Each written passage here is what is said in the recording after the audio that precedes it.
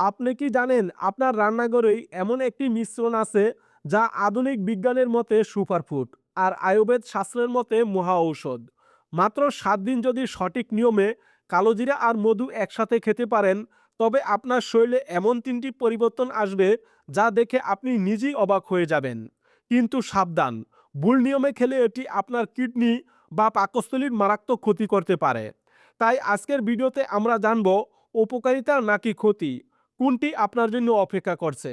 চলুন জেনে নেই আসল রহস্য। প্রথমেই জানবো কালোজিরা ও মধু একসাথে খেলে কি হয়। কালোজিরা ও মধু একসাথে খেলে শরীরে কাজ করে ইমিউনিটি বুস্টার হিসাবে।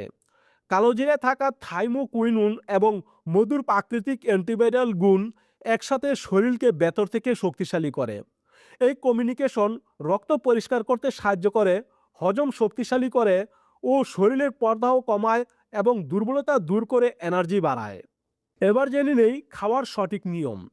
অনেকেই উপকার পান না শুধু ভুল নিয়মে খাওয়ার কারণে। এর সঠিক নিয়মটি হলো আধা চা চামচ কালোজিরা নিন। এটি হালকা বেজে গুঁড়ো করে নিলে সবচেয়ে বেশি উপকার পাওয়া যায়।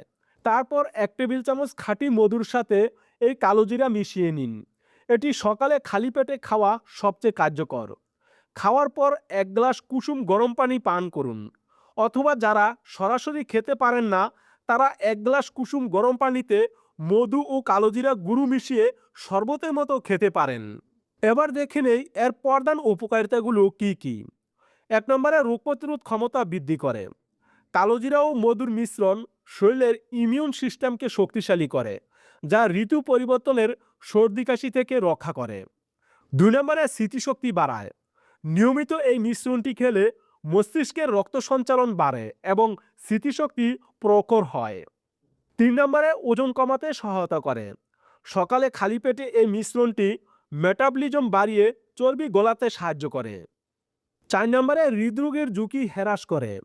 এটি রক্তে খারাপ কোলেস্টেরল কমায় এবং উচ্চ রক্তচাপ নিয়ন্ত্রণে রাখতে সাহায্য করে, যার ফলে হৃদরোগের ঝুঁকি হ্রাস পায়।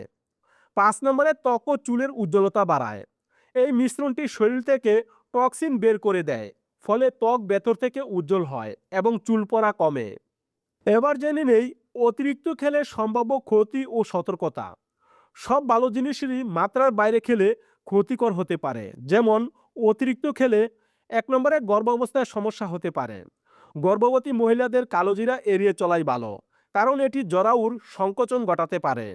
2 নম্বরে পেটের সমস্যা হতে পারে। অতিরিক্ত কালোজিরা খেলে পেটে গ্যাস বা বদহজম হতে পারে। দিনে আধা চা চামচের বেশি কালোজিরা খাবেন না। 3 নম্বরে নিম্ন রক্তচাপের সমস্যা দেখা দিতে পারে।